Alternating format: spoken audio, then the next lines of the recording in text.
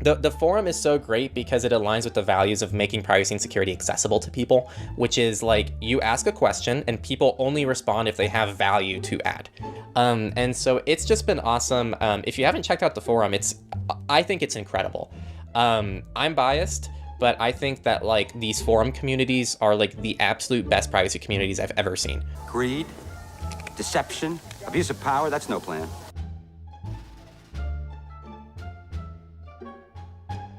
I don't really expect anything from people who listen. We do this for free. We're not in this for the money, but it would help things a lot grow this podcast, which I think is important for the mission. So I was going to say, you could also just install uBlock Origin and pay the creators directly on like Patreon or something. No one does that though. Like, and you know what? I'm getting tired of hearing about it because people don't do it.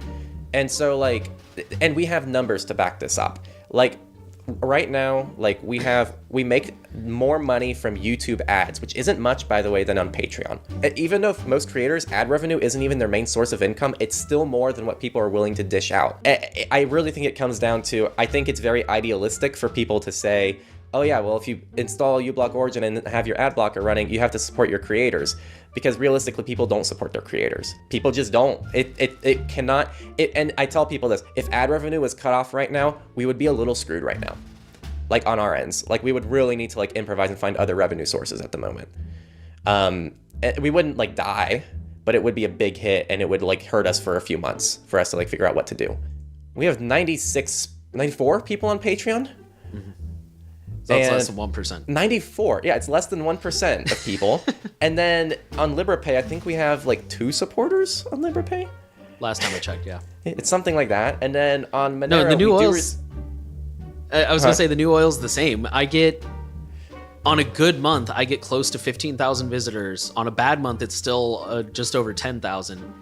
And I make, not including the split from surveillance report, there's no way I make more than $100 off everything, off Patreon, off LibrePay, off Monero, off merch sales.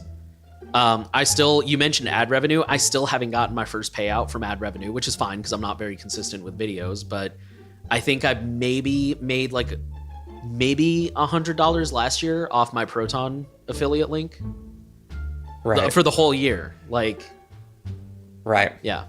It's upsetting to me. It's upsetting because I really wish the donation model worked, but it just doesn't because people are just so hesitant to give money. And this really makes me upset. So Privacy Guides has no revenue model as far as I'm concerned. Like they accept donations, but now they released merch.